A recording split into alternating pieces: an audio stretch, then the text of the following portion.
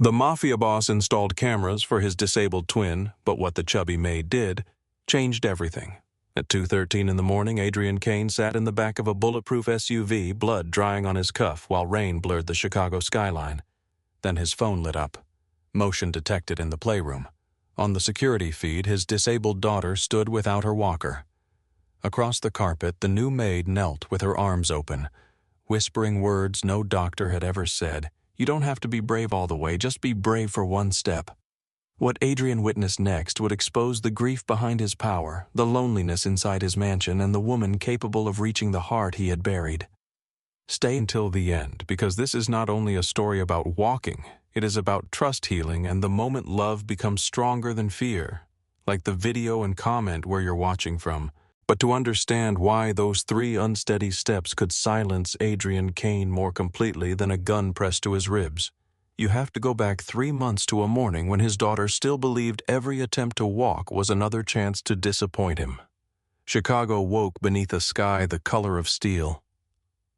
Cold wind rolled in from Lake Michigan and pressed against the tall windows of the Kane mansion, but nothing inside the house moved.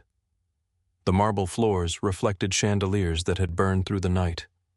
Oil paintings watched over empty corridors. Fresh flowers stood in silver vases without giving the rooms any warmth.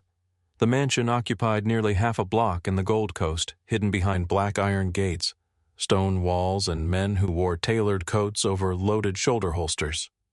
From the street it looked untouchable. Inside it felt abandoned. There were no drawings taped to the refrigerator. No fingerprints on the glass doors. No dolls forgotten beneath the grand piano. The servants removed every toy before Adrian returned home, as if childhood itself were a kind of disorder that had to be cleaned away. At 6:15 each morning, Adrian descended the central staircase in a dark suit. His coffee waited beside the front door. His driver waited beyond it. His security detail stood beneath the pale morning lamps scanning the street. Adrian never looked toward the nursery wing. He told himself the girls were asleep. He told himself waking them would disturb their schedule. He told himself 100 things that sounded reasonable because the truth was harder to carry. The nursery had been designed by his wife. Rebecca had chosen the cream-colored walls, the carved wooden cribs, and the small brass stars above each bed. She had stood in that room with both hands resting on her pregnant stomach while Adrian pretended to object to the cost. They cannot even see 6 feet in front of them yet, he had said. Why do they need stars on the ceiling? Rebecca had smiled at him. Because one day they will. She had died before either child opened her eyes beneath those stars. Adrian left the house every morning before memory could reach him. By 7, he was inside a black sedan moving south through the city. The Chicago skyline passed behind tinted glass while his men reviewed schedules, security concerns, and names that required his attention. Some of Adrian's businesses appeared in financial magazines. Kane Freight controlled warehouses along the river.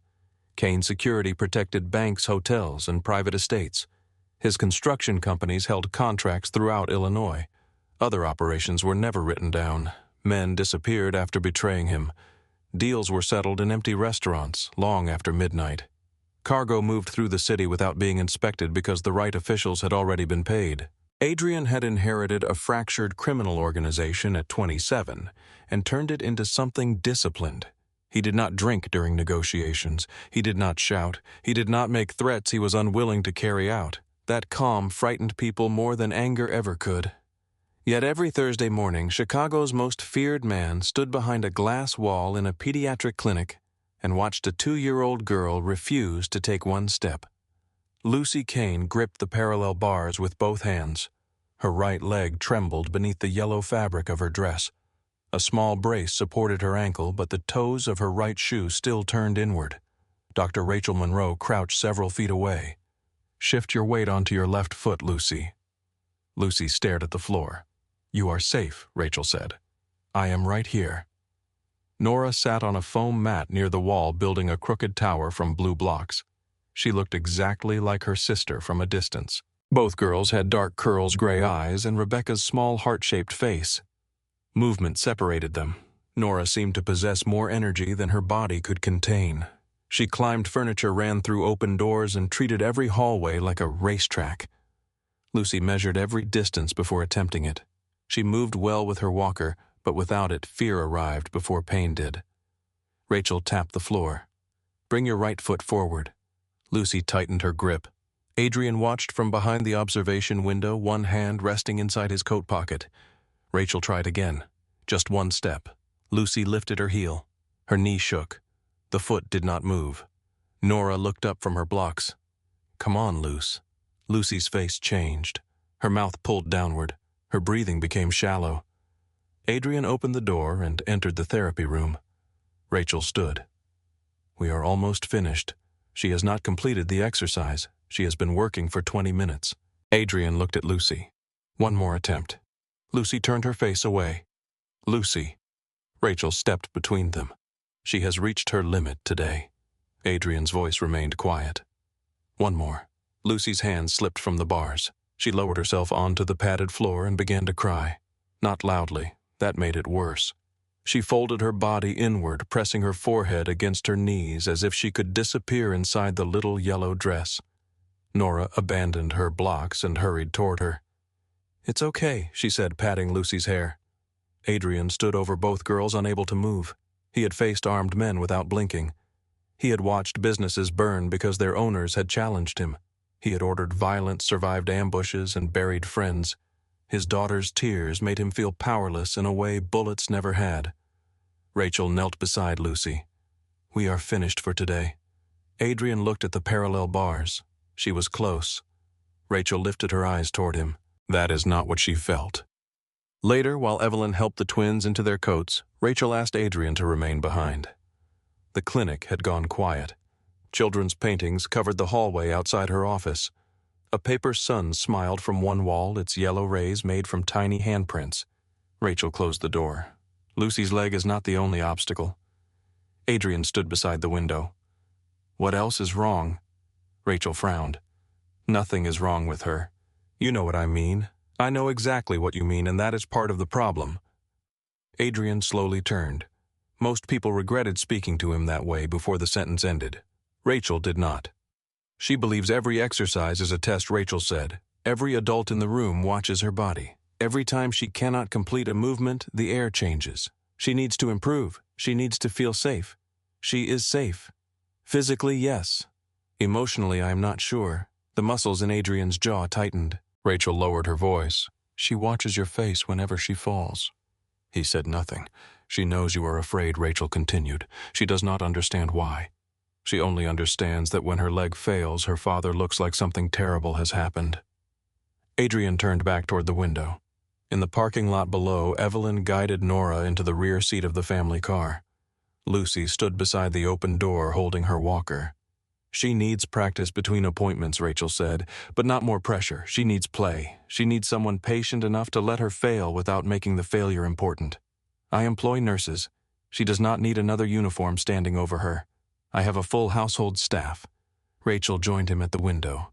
"She needs someone she trusts enough to fall in front of." Adrian watched Lucy struggle to lift the walker over the edge of the car mat. Evelyn reached to help. Lucy pushed her hand away and tried again. Adrian left without answering.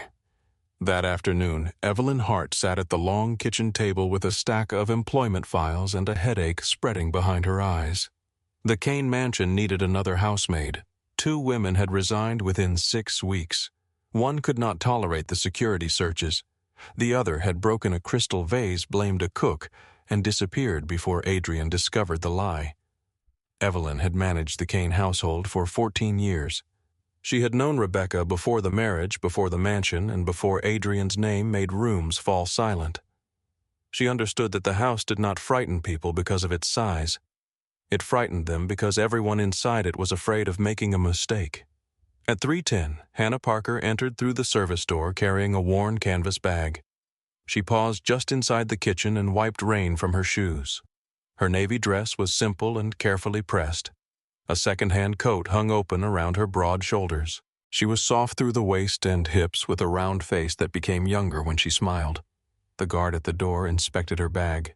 2 textbooks, a pencil case, a wrapped sandwich, and a small plastic container of medication. "What is that?" he asked. "My mother's prescription. I have to collect the refill after this." The guard turned the bottle in his hand. Hannah watched him without complaint, but color rose in her cheeks. Evelyn appeared in the doorway. "That is enough, Mr. Cole." The guard returned the bottle. Hannah placed it carefully inside her bag. "Does everyone get searched like that?" "Yes." "Good.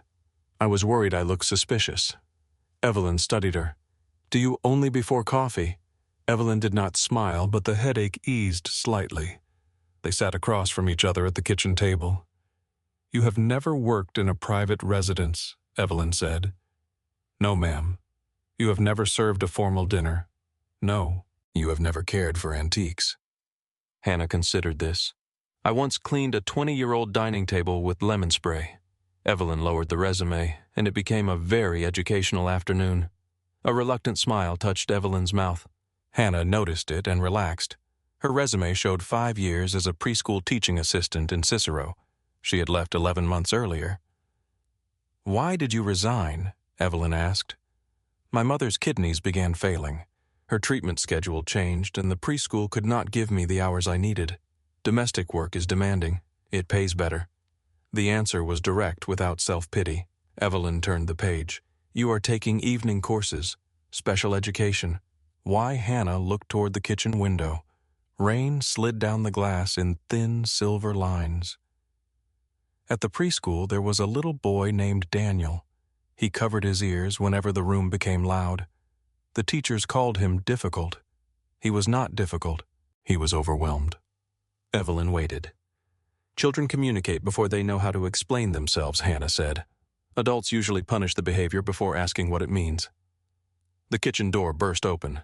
Nora ran inside carrying a wooden spoon above her head. Dragon Lucy followed several feet behind in a small pink walker. Evelyn rose. "Girls, you are not supposed to be downstairs." Nora collided with Hannah's knees. Hannah caught her beneath the arms before she hit the floor. Nora stared up at the stranger. "You're the dragon." Hannah looked offended. "I just arrived." Nora struck her shoulder with the spoon. Hannah released a dramatic cry and collapsed across the chair. "You defeated me. Tell my family I was brave." Nora laughed. The sound traveled through the kitchen with such force that 2 cooks looked up from their work. Lucy remained beside the doorway. Her fingers rested around the handles of her walker. Her eyes moved from Hannah to Nora. Hannah sat upright. "I see there are 2 knights." Lucy lowered her gaze. Hannah reached for another wooden spoon but did not carry it toward her. She placed it on the floor between them. "Every dragon deserves a fair fight." Nora grabbed Hannah's hand. "No, Lucy has to come get it."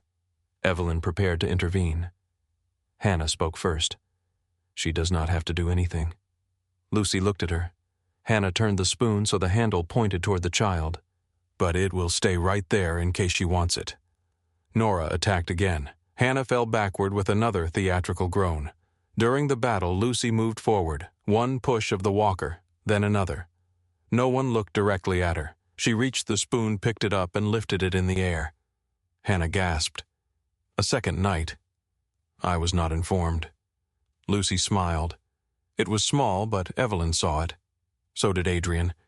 He stood in the doorway at the far end of the kitchen, his coat still on 2 men behind him. The room quieted instantly. Nora dropped her spoon. Hannah rose so quickly that her chair struck the table.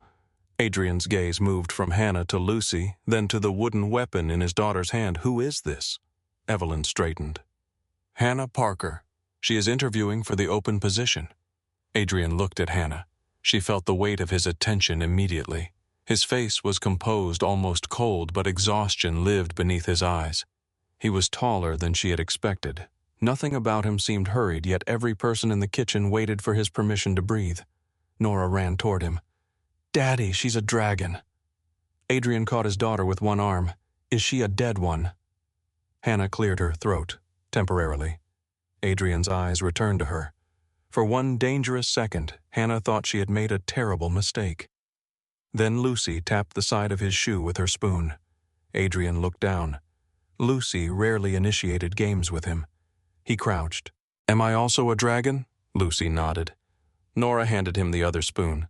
Adrian held it like an unfamiliar piece of machinery. Hannah pressed her lips together, trying not to laugh. He noticed. "You find something amusing, Miss Parker?" "No, sir, you are smiling. I am trying not to." A cook turned away to hide his expression. Adrian rose. Evelyn, a word. They entered the pantry and closed the door. Hannah could not hear the conversation, but she felt certain it concerned her immediate removal from the property. Instead, Evelyn returned 5 minutes later. "You may begin Monday." Hannah blinked. "I have the job. You have a trial period." "Thank you." Evelyn gathered the papers. "Do not make me regret it." Hannah looked toward Lucy, who was still holding the wooden spoon. "I will try not to destroy anything older than 20 years. On Monday morning, Hannah received 3 uniforms, a staff handbook, and more rules than she could remember. She learned which hallways belonged to the family, which staircases were used by employees, and which doors remained locked at all times. She learned that Adrian's study was never entered without permission. She learned that the men posted near the gates were not decorative. She also learned that the mansion had its own kind of weather. When Adrian was away, the staff spoke in normal voices. When he returned, conversations lowered. Footsteps became careful, doors closed gently. No one said they feared him. They did not need to. During Hannah's first week, she polished silver, changed linens, cleaned guest rooms, and assisted in the kitchen. Adrian had made his position clear during a brief meeting in his study. "My daughters are not part of your duties." Hannah stood before his desk with her hands folded. Mrs. Hart explained that. "You do not take them beyond the secured areas. You do not give them food without approval. You do not discuss this family with anyone. I understand. You do not interfere with Lucy's medical care." Hannah's expression shifted. "I would never claim to know more than her doctors.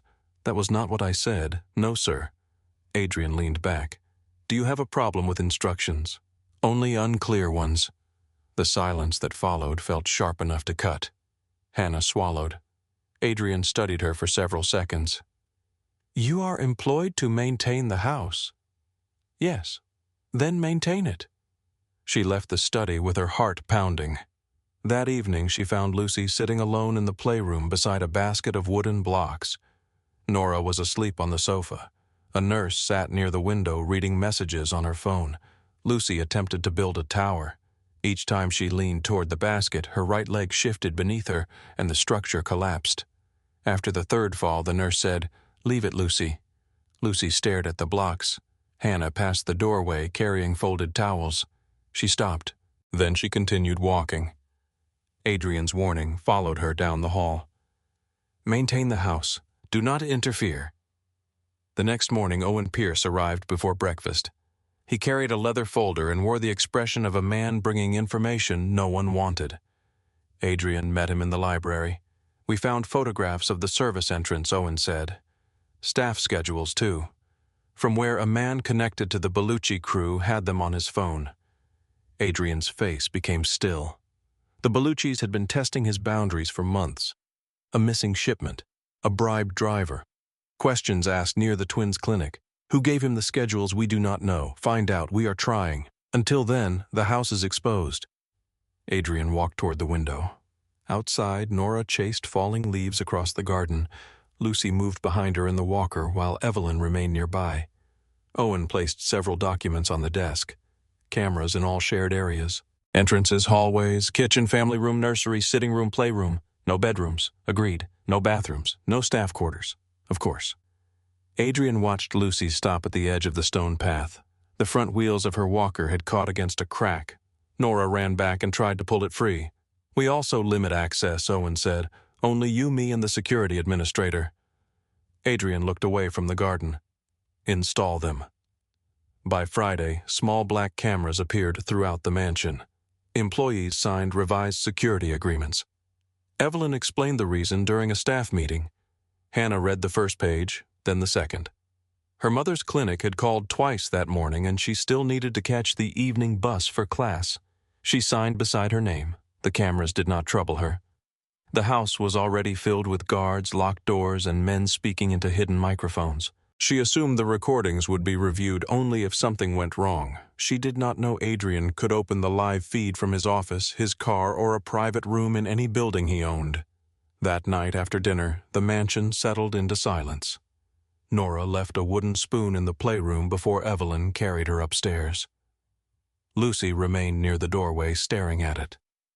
The little red light above the room blinked once. Hannah passed with a basket of laundry. She saw Lucy. She saw the spoon. She saw the empty space between them. Hannah placed the basket on the floor and entered the room. She sat several feet away without touching the walker. "Do you think the dragon came back?" she asked. Lucy looked toward her. Then slowly she reached for the handles. Hannah did not move closer. She remained seated on the carpet with her legs folded beneath her hands resting openly in her lap. The wooden spoon lay between them no more than 6 feet away, though to Lucy the distance might as well have been the length of the city. "The dragon left it behind," Hannah said. Lucy looked at the spoon, then she looked at Hannah. "Maybe it is a trap," Hannah added. Lucy tightened her fingers around the walker. From the nursery hallway came the low hum of the air system and the fading footsteps of the night staff. The rest of the mansion had fallen into the careful silence it wore after dark. Lucy pushed the walker forward. The wheels rolled once across the rug. Hannah turned her attention toward the wooden spoon instead of watching the child. She had already noticed what happened when too many eyes focused on Lucy. The little girl stopped moving. Her shoulders rose. Every muscle became occupied with the possibility of failure, so Hannah studied the spoon as if it were the most important object in the room. The walker moved again. Lucy stopped beside it. She bent carefully and reached down.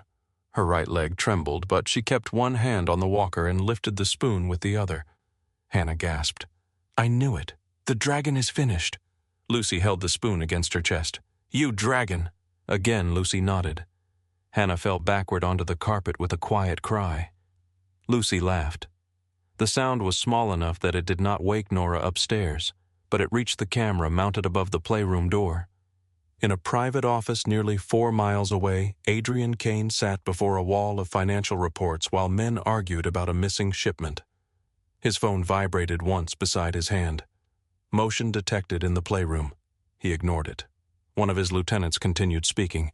"The driver claims he stopped because the truck overheated." "Did it?" Adrian asked. "No." Then he stopped for another reason. The man across the table leaned forward. "We can bring him in tonight." Adrian's phone vibrated again. He glanced down.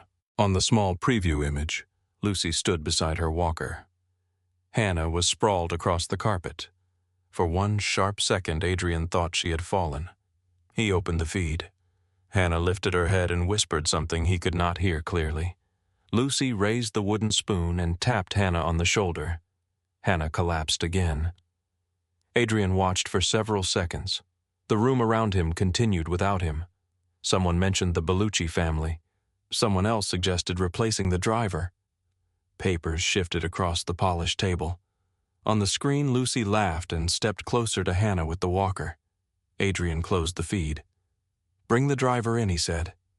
His voice remained calm, but his attention stayed with the image after the screen went dark. The next afternoon, Hannah encountered Dr. Rachel Monroe in the mansion's family room. Lucy had returned from therapy exhausted and irritable. Nora sat beneath the coffee table, humming to herself while arranging toy animals in a circle. Rachel packed resistance bands into a medical bag. Hannah entered carrying clean towels. "May I ask you something?" Rachel looked up. "Of course." Hannah glanced toward Lucy. The little girl sat in her walker with her head lowered, pulling at the sleeve of her sweater. "Does she hate therapy?" Rachel paused. "She hates feeling watched. That is what I thought." Rachel closed the bag.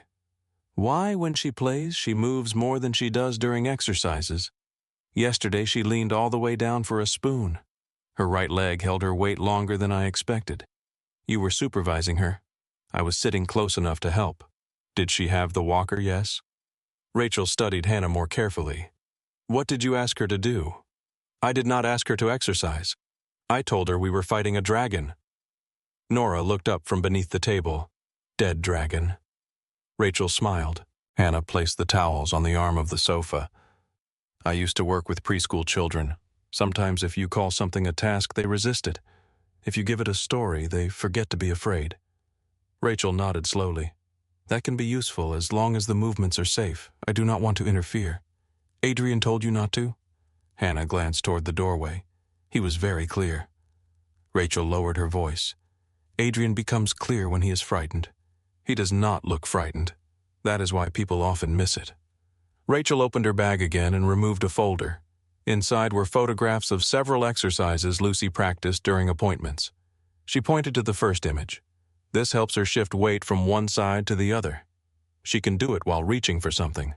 The second photograph showed a child rising from a low bench. This strengthens her legs and teaches balance. The third showed a child moving between two stable surfaces. This is more advanced. She should never do it alone. Someone must remain close enough to catch her. Hannah listened carefully. What causes the pain fatigue mostly? Her right leg works harder to complete movements that come naturally to the left. When she becomes tired, her knee loses stability. Is she likely to walk without the frame? Rachel did not answer immediately. She has the physical potential to take independent steps. No one can predict how far that will develop. It may always require effort. She may always need support on difficult days. Hannah looked at Lucy.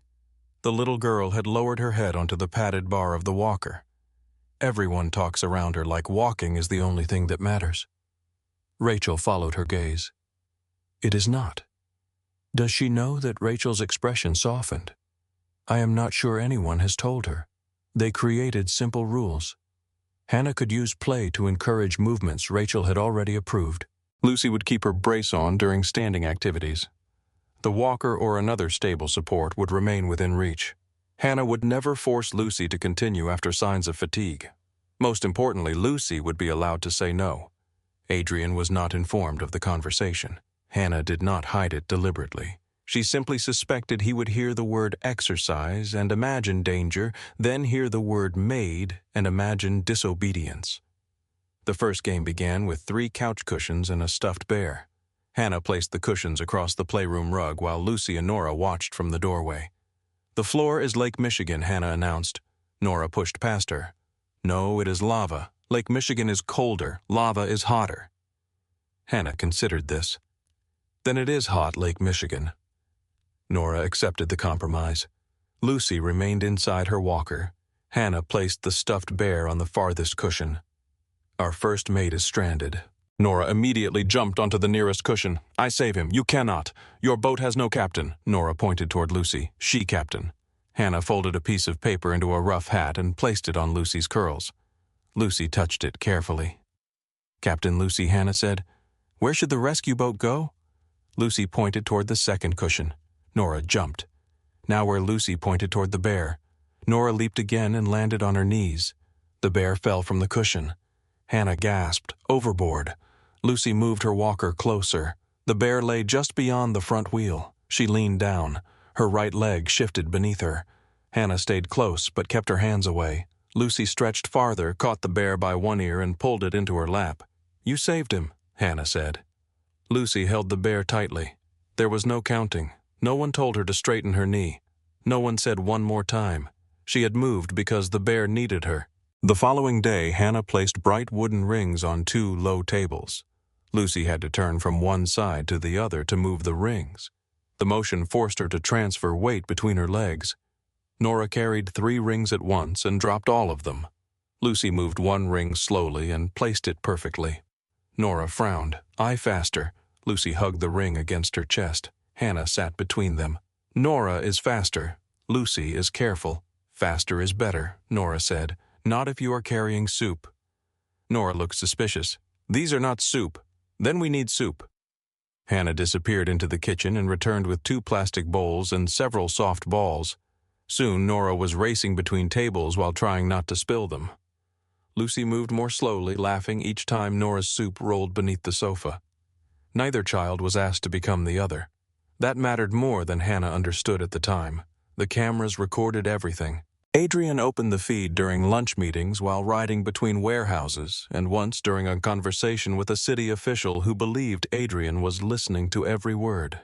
He saw Hannah place masking tape on the floor in the shape of a winding river. Lucy followed it in her walker while Nora crawled beside her pretending to be an alligator. He saw Hannah sit behind Lucy as the child rose from a low stool to reach a music box. He saw Lucy refuse. Hannah did not insist. She wound the music box and placed it beside her instead. Lucy remained seated for several minutes listening to the melody. Then, without being asked, she put both hands on the stool and pushed herself upright. Adrian replayed that moment. He watched Lucy's face. There was effort in it, but no terror. A man entered his office carrying a folder. "We have confirmation on the Bellucci shipment." Adrian minimized the camera feed. "Speak." The man described a container that had disappeared near the river. Adrian listened without interruption, but the sound of the music box remained in his mind. Later that evening, he arrived home before 8. Evelyn noticed immediately. Dinner had already been served to the children. The kitchen staff had begun cleaning. "Would you like something prepared?" she asked. "No." Adrian removed his coat. "Are the girls awake?" Evelyn hesitated. "They are in the playroom." He walked toward the family wing. At the doorway, he stopped. Hannah sat on the carpet with a pillow balanced on her head. Nora was trying to knock it off by throwing softballs. Lucy stood with both hands on the edge of the sofa. Adrian had never seen her stand there before. Her walker waited several feet behind her. Hannah noticed him first. The pillow slipped from her head. The room changed. Nora lowered the ball. Lucy looked over her shoulder, saw her father, and immediately sat down. Adrian felt the movement like a door closing. Hannah rose. "We were playing, I can see that. Dr. Monroe approved the exercises. I did not ask." Hannah's face warmed. "No, sir." Nora ran toward him. "Daddy, throw." She pressed a soft ball into his hand. Adrian looked at it, then at Hannah. She crossed her arms. He threw the ball. It landed 2 feet from Nora. She stared at him. That was bad. Adrian's eyes narrowed. Hannah looked toward the ceiling. Nora retrieved the ball. Again. Adrian removed his suit jacket. The second throw struck the pillow on the sofa. Nora cheered. Lucy watched from the floor. For 10 minutes, Adrian remained in the playroom. He did not check his phone. He did not instruct Lucy to stand. When he finally left, Hannah saw Lucy watching him walk away. The next morning, Adrian left after sunrise instead of before it. He entered the breakfast room while the twins were eating oatmeal. Nora had blueberries on both cheeks. Lucy was attempting to trap a strawberry against the side of her bowl with a spoon. Hannah stood beside the sideboard. Adrian took his usual seat at the head of the table. The chair was several feet from the children. Nora looked at him. "Why are you here?" Adrian reached for the coffee Evelyn had placed before him. "I live here." Nora shook her head. "You live at work." Evelyn became very interested in the curtains. Hannah pressed her lips together. Adrian looked at his daughter for a long moment. Then he lifted his coffee. "Apparently, I've been misinformed." He began appearing more often after that. Not every evening. Some nights business kept him away until midnight. Other nights, the dangers surrounding his name followed him home in the form of armed cars at the gate and tense conversations behind locked doors. But 2 or 3 times each week he entered the playroom before dinner. At first, he remained near the wall. Hannah pretended not to notice. She understood that Adrian knew how to enter a room as a threat, a leader, or a judge. He did not know how to enter as a father. Nora solved the problem by ordering him around. "Sit." Adrian sat. "Be the bear." "I do not know what that means. You growl." Adrian looked toward Hannah. She shrugged. "You have the voice for it." He growled once. Nora screamed with delight and ran behind the sofa. Lucy laughed so hard that she lost her balance and fell backward onto a cushion. The laughter stopped. Adrian rose immediately. Lucy looked up at him. Fear crossed her face before pain did.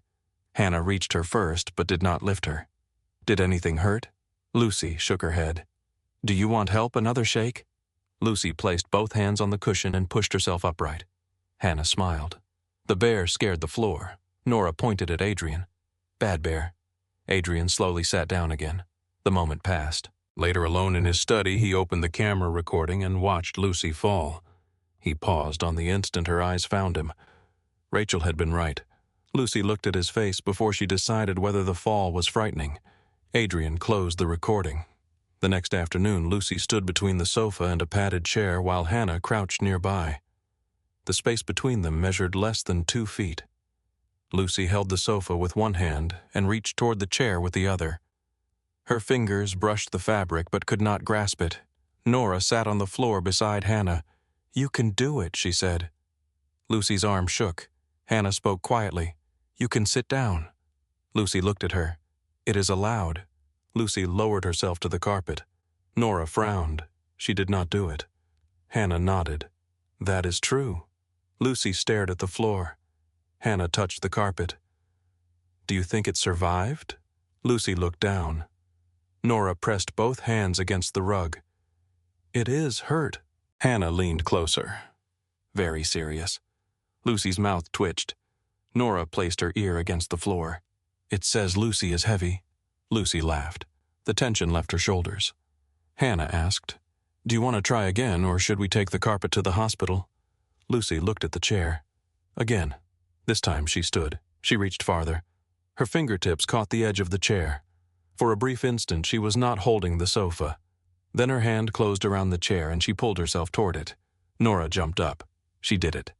Hannah smiled. Yes. Lucy looked at Hannah, waiting. Hannah did not say it was perfect.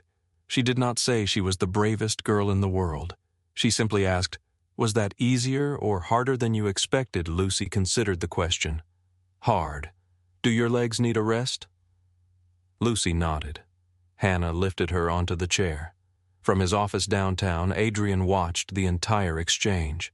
He had spent months rewarding results.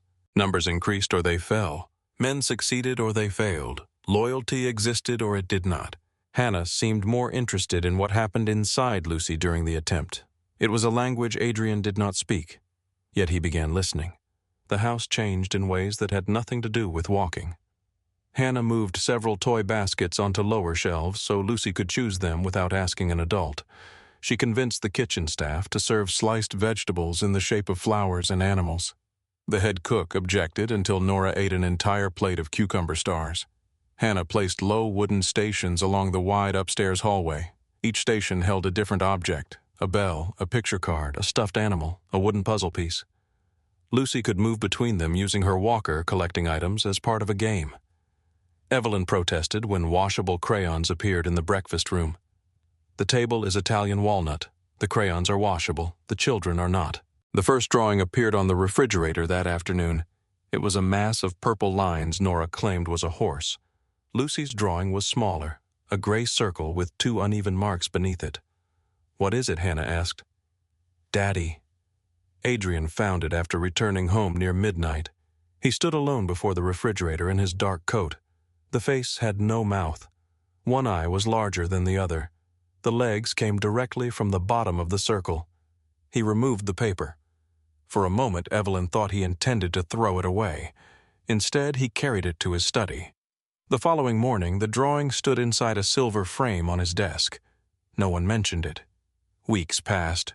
Lucy's confidence did not rise in a straight line. Some days she moved from the sofa to the chair without hesitation. On others, she refused to leave the walker. Once during a game in the hall, her right knee collapsed. She struck her elbow against a basket and cried so hard she could not catch her breath. Hannah sat beside her.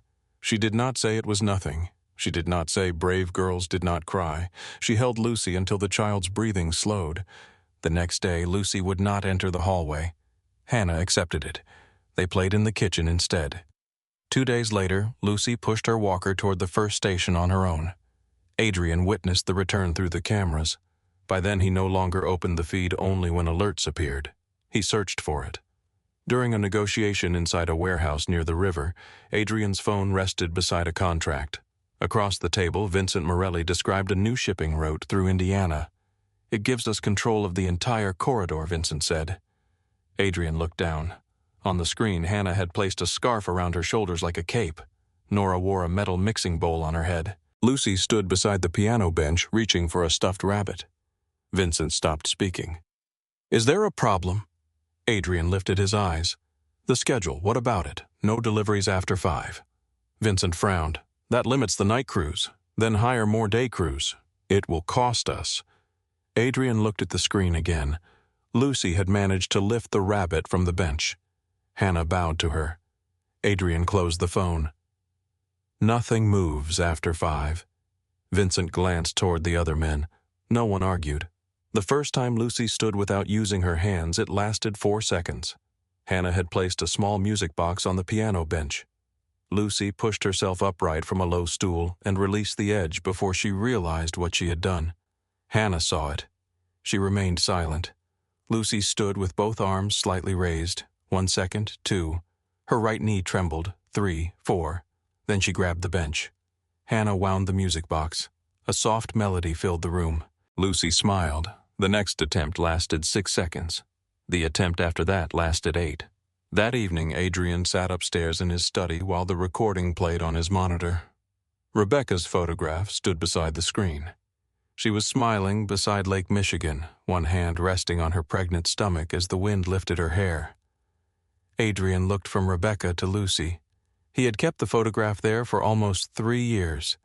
It had become less a memory than a punishment. Every time he saw it, he remembered the hospital, the blood the doctor speaking too quickly, and Rebecca's hand growing cold inside his. He had believed grief proved loyalty. If he allowed the house to become warm again, some part of him feared it would mean Rebecca had been replaced.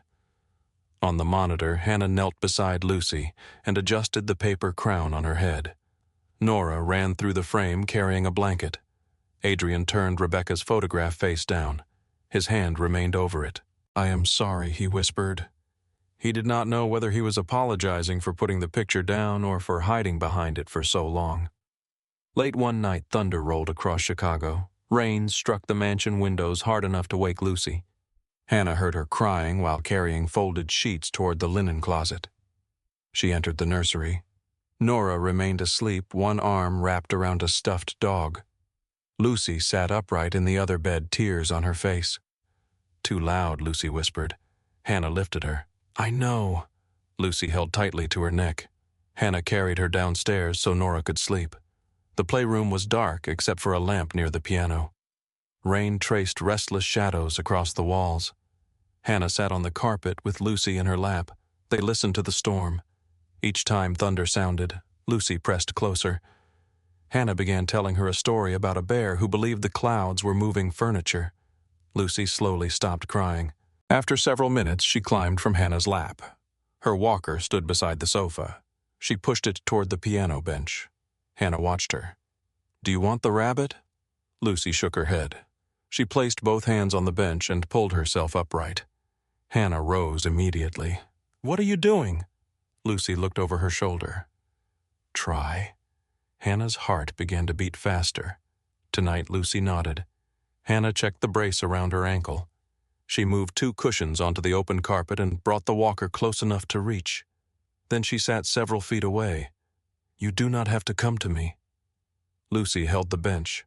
Her right leg trembled. Thunder rolled beyond the windows. Hannah opened her hands. "You do not have to be brave all the way across the room. That is too much work for one night." Lucy stared at her. "Just be brave for one step." In the back of a bulletproof SUV moving through downtown Chicago, Adrian's phone lit up. He opened the feed. On the screen, Lucy released one hand from the piano bench, then the other. Adrian's body went still. Lucy swayed. Hannah did not move toward her. Lucy lifted her left foot and placed it forward. 1 step, her right foot dragged, then followed. A second step. Hannah's eyes filled with tears, but her voice stayed calm. "There you are."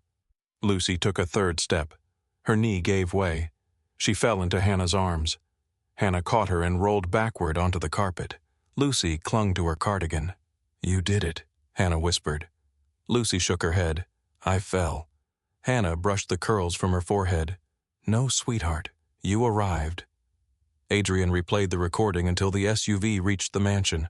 When he entered the front hall, rain covered the shoulders of his coat.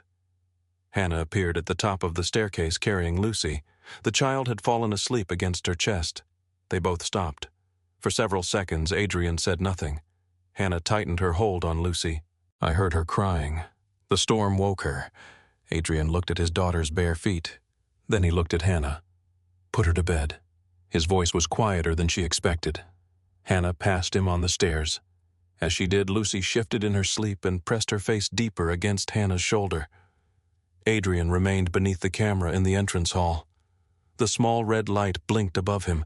For the first time since the cameras had been installed, Adrian understood that the most important moment inside his home had happened without his permission, without his money, and without him.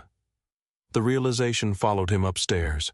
He stopped outside the nursery and watched through the narrow opening in the door as Hannah lowered Lucy into bed. She moved slowly, keeping one hand beneath the child's head while she pulled the blanket over her small body. Lucy stirred. "Hannah, I'm here. Stay." Hannah sat beside the bed. Adrian remained in the hallway, hidden by the darkness. Lucy reached through the wooden rails and wrapped 2 fingers around Hannah's hand. Within minutes, her breathing became steady again. Hannah did not leave. Adrian watched until the clock in the hallway marked 3 in the morning. Then he returned to his study alone. The camera recording waited on his monitor. He did not play it again. The next evening, Adrian arrived home before dinner. His car entered the gates at 5:42, early enough that the security guards exchanged brief looks. Inside the kitchen, Evelyn checked the clock twice. Adrian Kane did not come home before 6, not unless something had gone wrong. He entered through the front doors without his usual group of men. His coat was folded over one arm. The collar of his white shirt was open, and the dark exhaustion beneath his eyes made him look less like the man whose name controlled half the river, and more like someone who had forgotten how to sleep. Evelyn met him in the hall. "Is there a problem?" "No." She waited. Adrian looked toward the family wing. "Where are the girls?" "In the playroom." "And Hannah with them?" Evelyn noticed the slight pause before he said Hannah's name. "She is not responsible for the children," she reminded him. "I know." Adrian crossed the hall. The playroom door stood open. Nora sat in the center of the carpet with a silver mixing bowl on her head. Hannah wore a blanket around her shoulders. Lucy stood inside her walker beside the piano holding a wooden spoon like a sword. Nora pointed at Hannah. "Monster!" Hannah raised both hands. "I am not a monster. I am an innocent queen. You ate the village. It was a small village," Lucy laughed. Adrian stopped in the doorway. Hannah saw him first. The blanket slipped from one shoulder. Nora turned. "Daddy." The word held surprise rather than excitement. Adrian felt it. He stepped inside. "What happened to the village?" Nora pulled the bowl from her head. She ate it. "I was hungry," Hannah said. Nora handed Adrian a wooden block. "You save us." He looked down at it. "What is this, a sword? It looks like a block." Hannah tilted her head. "You will need more imagination than that." Adrian gave her a long look. 3 months earlier, Hannah would have lowered her eyes. Now she stood beneath his attention without retreating. He entered the room. Nora placed him beside Lucy and began explaining rules that changed every few seconds. Hannah returned to the carpet and growled like a monster. Adrian remained stiff. When Nora ordered him to attack, he raised the wooden block and touched it lightly against Hannah's shoulder. She stared at him. That was terrible. Nora nodded. Again. Adrian struck Hannah's blanket with slightly more force. Hannah collapsed onto the carpet. "No," Nora cried. "You have to roar." Adrian looked toward the open door. Evelyn stood in the hallway pretending to arrange flowers. Hannah covered her mouth. You find this amusing?" Adrian asked. "Very." Nora tugged at his sleeve. "Roar!" Adrian inhaled. The sound that came from him was low enough to make Hannah's laughter stop. Nora screamed with delight. Lucy released one hand from the walker and clapped. Her body swayed. Adrian immediately reached for her. Lucy saw him move and tightened her grip. The smile disappeared from her face. Hannah noticed. Let her find her balance. She almost fell. She corrected herself. Adrian remained close. Lucy looked from him to Hannah. Hannah smiled at her. "You're all right." Lucy slowly relaxed. Adrian lowered his hand. A few minutes later, Hannah arranged 2 low stools near the sofa. Lucy stood between them while Nora carried toy animals from one surface to the other. Adrian watched Lucy reach for a small wooden horse. "Move your right foot," he said. Lucy froze.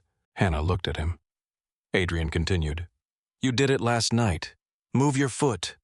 Lucy's fingers tightened around the stool. Her right knee began to shake. "Adrian," Hannah said softly. He ignored her. "1 step, Lucy." The little girl looked up at him. He saw fear enter her face. Still, he believed stopping would make the fear stronger. "You can do this." Lucy tried to lift her foot. Her knee collapsed. She struck the carpet with both hands and began to cry. Adrian knelt immediately. Lucy turned away from him and reached for Hannah. The movement was instinctive. That made it crueler. Hannah lifted her onto her lap. "I have you." Adrian remained on one knee, his empty hands suspended between them. Nora removed the bowl from her head. Daddy made her fall. The room became silent. Adrian rose. "Evelyn will take you upstairs." Hannah looked at him. "Lucy needs a moment. I said Evelyn will take them." His voice had changed. The softness was gone. Evelyn entered and reached for Lucy, but the child clung to Hannah's dress. "I'll carry her," Hannah said. Adrian stepped into the hall. He waited until Hannah placed Lucy in Evelyn's arms and closed the nursery door. Then he caught Hannah near the staircase. "You contradicted me in front of my daughters." Hannah held a basket of folded blankets against her body. "You frightened her in front of them." His expression hardened. "Be careful." Her fingers tightened around the basket. Every story she had heard about Adrian Kane came back to her at once. Men who disappeared, businesses that burned, rivals who left Chicago without saying goodbye. She was afraid, but upstairs Lucy was still crying. She doesn't need another person standing over her and telling her not to fail. You know nothing about what she needs. I know she watches your face every time she falls. Adrian stepped closer. The hallway seemed to narrow around them. "And what does she see?" Hannah swallowed. "A father who looks like her pain is something he failed to control." The words struck him with visible force. His eyes changed, though his face did not. Hannah expected anger. Instead, Adrian moved away from her. He walked into his study and closed the door. For the rest of the evening, no one saw him. At breakfast the next morning, Nora refused to eat. She sat with her arms folded, glaring at Lucy's bowl. Hannah placed toast on Nora's plate. "You asked for strawberries. I don't want them. You ate 3 before you sat down. I don't want Lucy's. They are on your plate." Nora pushed the plate away. Lucy held a strawberry between 2 fingers. Nora reached across the table and knocked it onto the floor. Evelyn stopped pouring coffee. "Nora." The child slid from her chair and ran from the room. Hannah found her beneath the dining table. Nora had pulled the tablecloth around herself like a curtain. Hannah crouched but did not enter. "Is there room for one more? No, all right." She sat on the floor outside. For several minutes neither spoke. Nora's breathing sounded uneven behind the cloth. Finally she whispered, "Everybody watches Lucy." Hannah looked toward the hidden shape beneath the table. "What do you want them to watch?" Nora did not answer. Hannah waited. "I run fast. You run very fast. I jump. I have seen that."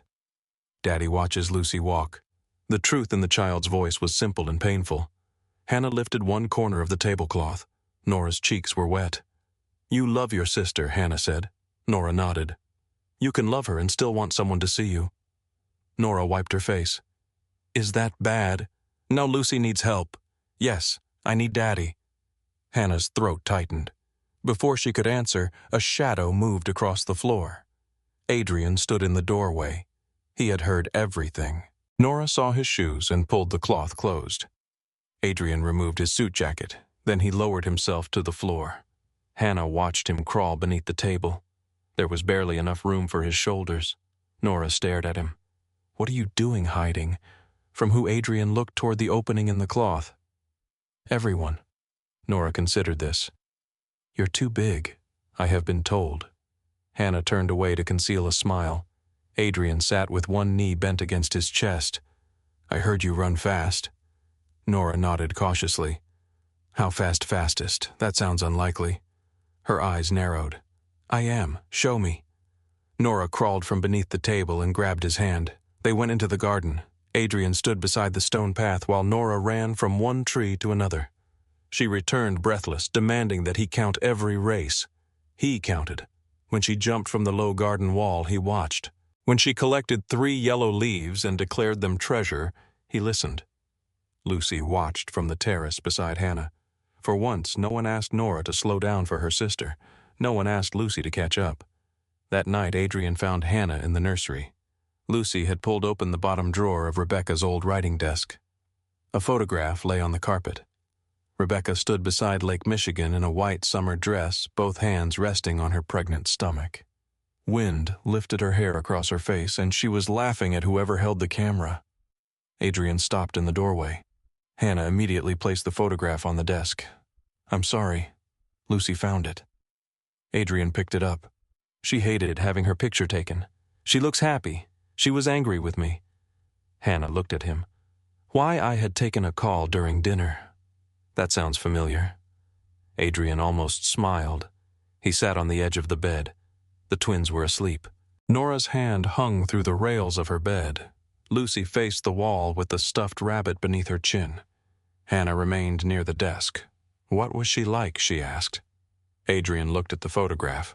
No one asks me that. They're usually too afraid of you. She was not. I can believe that. His thumb moved across the edge of the photograph. Rebecca spoke to strangers in elevators. She bought books faster than she could read them. She believed every room needed music. Hannah looked around the silent nursery. What happened? Adrian's face became still. The girls were born early. There was bleeding. The doctors took Lucy first because she was not breathing. He paused. Rebecca was awake when they carried her away. She kept asking whether the baby was alive. Hannah said nothing. I told her Lucy would be fine. His voice dropped. I did not know. The hospital returned to him in fragments, red lights, white sheets, Rebecca's fingers crushing his hand. A doctor refusing to meet his eyes. She died before she could hold either of them. Hannah sat beside him, leaving several inches between them. I thought I could protect all three, Adrian said. You were not responsible for what happened. That has never changed the feeling. He looked toward Lucy. Every time her leg fails, I see that room. Hannah understood then. Adrian was not only watching Lucy fall, he was watching Rebecca die again. Lucy probably feels your fear, she said, even if she does not know where it comes from. Adrian looked down. I was supposed to protect them. You cannot protect them from being human. His eyes lifted to hers. You are not failing Rebecca by loving the life that continued after her. The space between them changed. Adrian's hand rested on the bed beside hers. His fingers moved slightly, almost touching. Nora turned in her sleep. The moment broke. Hannah stood. I should go. Adrian watched her leave. The next afternoon, she entered his study carrying coffee. The room was empty. She placed the cup beside a stack of contracts. As she turned the monitor on, the side desk lit up. A recording had been paused. Hannah recognized the playroom. On the screen, she was kneeling beside Lucy, smiling as the child stood between two chairs. A row of archived files appeared along the bottom. Days of recordings, weeks. Hannah stared at them. The study door opened. Adrian entered. He stopped when he saw the monitor. You watched all of this. The system records automatically. That is not what I asked. Adrian closed the door. There was a threat against the house. I agreed to security cameras. You signed the agreement. I did not agree to you sitting here and studying every private moment I had with those girls. They are my daughters. Yes. So why were you watching them from behind a screen instead of walking into the room? His expression tightened. I needed to understand what you were doing. You could have asked me. I did not know whether I could trust you. Hannah looked at the files. So you watched until you decided I was useful. That is not what happened. Then tell me what happened. Adrian could have ordered her from the room. Instead, he looked at the paused image. I watched because Lucy smiled with you. Hannah's anger weakened, but it did not disappear. I kept watching because she moved without fear. He met her eyes, and because every time I entered the room, she stopped. Hannah heard the shame beneath the words. Still, she shook her head. You do not get to turn people into evidence because you are afraid to speak to them. Adrian said nothing. I will not work in a house where I am silently observed every time I comfort a child. What are you asking for? Access to every camera in the rooms where I work with them. No saved recordings of therapy without Dr. Monroe's approval. And the ability to turn the playroom camera off. That creates a security gap. Then stand outside the door. Adrian stared at her. Hannah lifted her chin. If you cannot agree, I will leave. You need this job. I do. Your mother needs treatment. She does. And you are still willing to walk away. Hannah looked toward the dark monitor. I will not teach Lucy that fear is something she must obey, then obey mine in front of her. Adrian crossed to the desk and picked up his phone. He called the security administrator. Give Ms. Parker full access to the interior system. Therapy footage is not to be stored without written approval. Add a privacy control to the playroom." The man on the other end began to object. Adrian ended the call. Hannah remained still. "I am sorry," he said. She blinked. The word sounded unfamiliar in his voice. "Do you say that often?" "No. It needs practice." A faint smile touched his mouth. 2 days later, Hannah received a call from the hospital while serving lunch. Her mother had developed an infection following treatment. The doctor wanted Hannah there before making a decision about surgery. She ended the call and tried to continue working. Her hands shook as she carried plates into the pantry. One slipped. Adrian caught it before it struck the floor. Hannah turned. "I'm fine." "No, you are not. I cannot miss another shift. You are not working tonight. I need the money. I will pay the bill." Her expression hardened. "No, Hannah. I will not become another problem you solve with a check. You are not a problem." The words came too quickly. Both of them heard it. Adrian stepped closer. "I can arrange a car. I can take the bus. The hospital is an hour away. I said no to the money, not the car." He nodded. That was enough. Lucy and Nora waited in the front hall while Hannah put on her coat. Lucy held out the stuffed rabbit. "For Grandma." Hannah knelt and hugged both girls. Adrian stood near the door. For the first time, he did not watch Hannah leave through a camera. He watched with his own eyes. While she was gone, Adrian attempted Lucy's evening game. He placed 2 cushions on the floor and a wooden horse on the sofa. Lucy stood beside her walker. Adrian sat across from her. "You choose," he said. Lucy pointed toward the horse. She moved one hand to the sofa and took a supported step, then another. Her right knee folded. She fell against the cushion and cried out. Adrian's body went cold. He lifted her before asking whether she wanted help. Lucy pushed against his chest. "No." He placed her down immediately. "I am sorry." The words came faster this time. For the next 3 days, Lucy refused to stand. When Hannah returned, Adrian met her in the hallway. "I ruined it." She looked toward the playroom. "No, she will not try. She is scared. Because of me. Maybe. That does not mean she is broken." Hannah entered the playroom and sat on the floor. She did not mention walking. She built a tower from wooden blocks. Lucy watched from the sofa. Hannah added another block. The tower leaned. Nora added one and knocked it over. Lucy laughed. They built it again. On the 4th tower, Lucy pulled herself upright to reach the top. No one celebrated. No one counted. Adrian stood in the doorway and remained silent. A week later, Dr. Monroe examined Lucy after therapy. "She may be physically ready to cross a short distance without the walker," Rachel said. Adrian looked at Lucy through the glass. When she chooses." The twins' 3rd birthday was 1 week away. Rachel gathered her notes. "Do not turn it into a performance. Do not ask her to prove anything." Hannah watched Adrian's face. Rachel left them in the quiet hallway. Adrian looked at Hannah. "What should I do on her birthday? Give her something worth walking toward?" What Hannah looked through the glass at Lucy. Her father.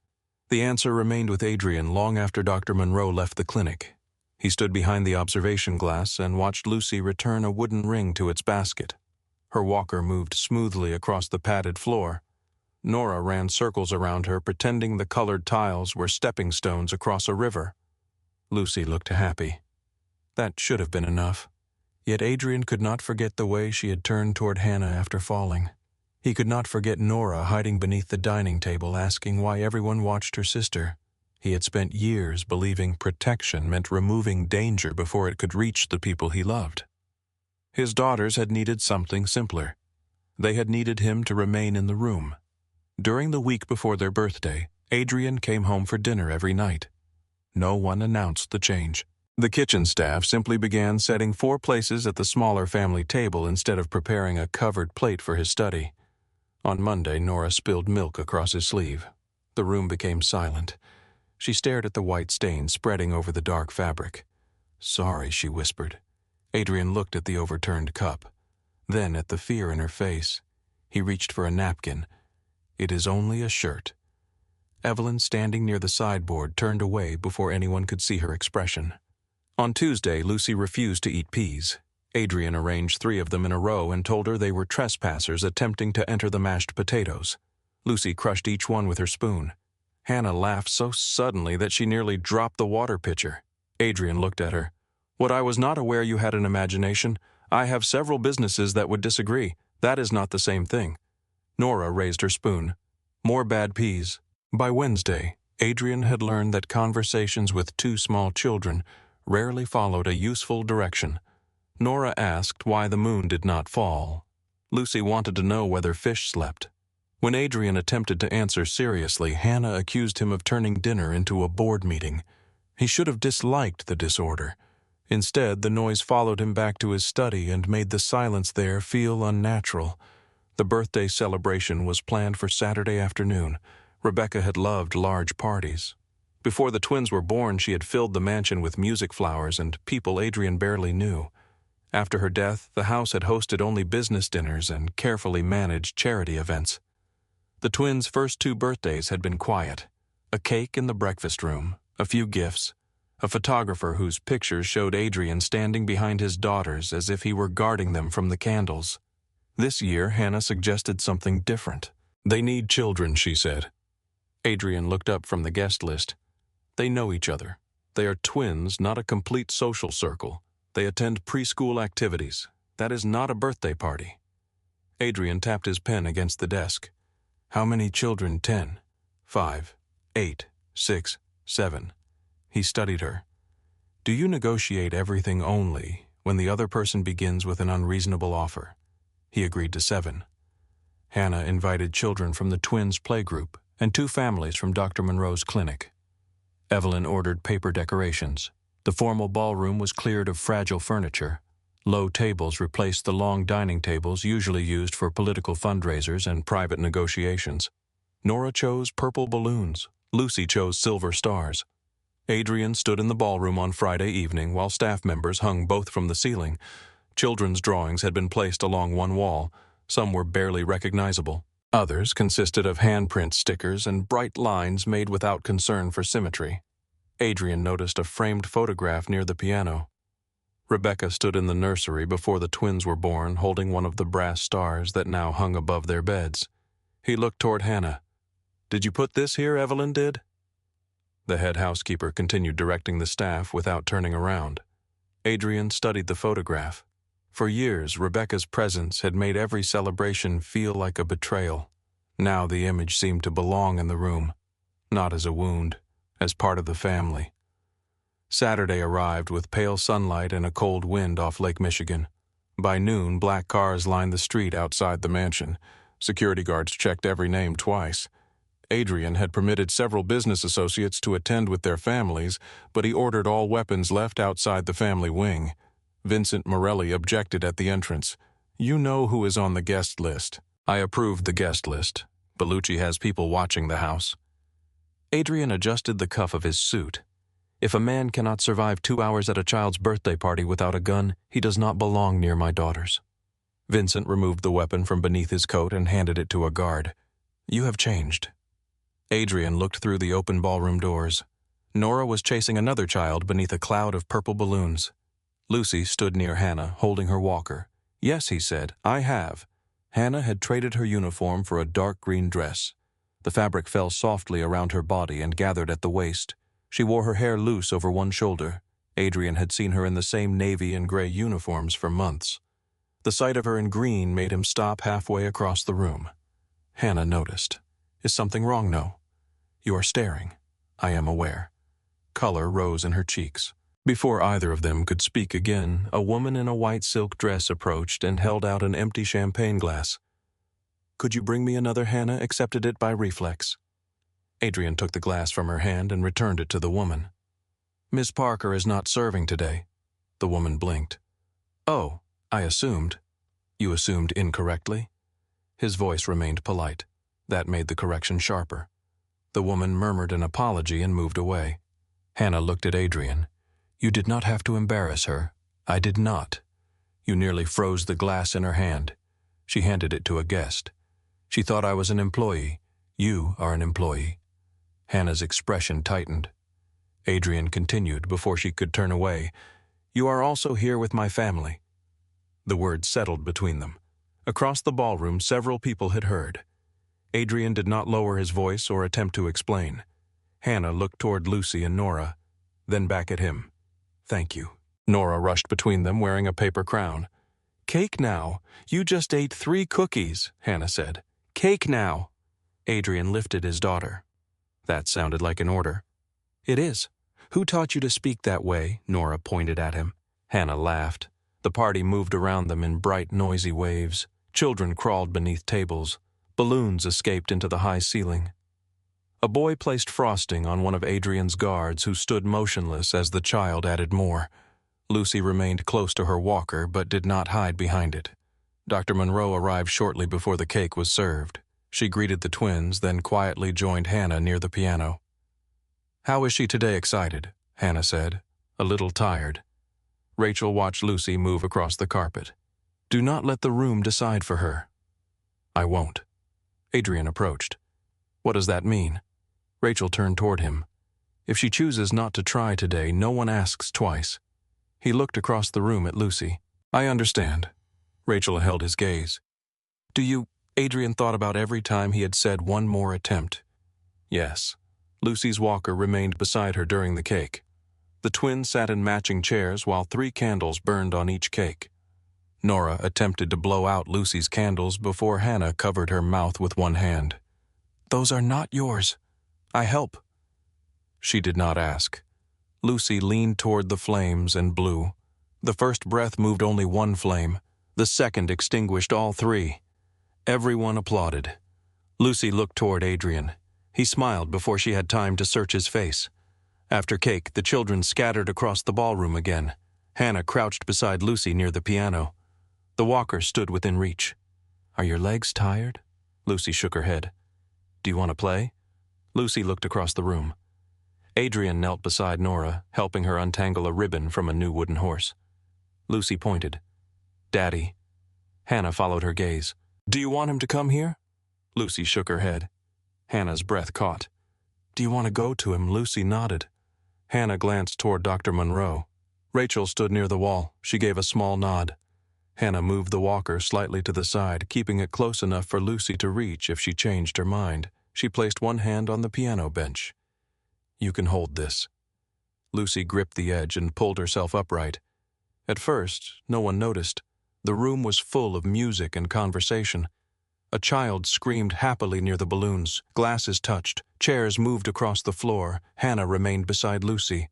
You do not have to prove anything. Lucy looked at Adrian. I go. You can use the walker. No. Hannah swallowed. Then I will stay close. Lucy released one hand from the piano. Her right knee trembled. Nora turned and saw her.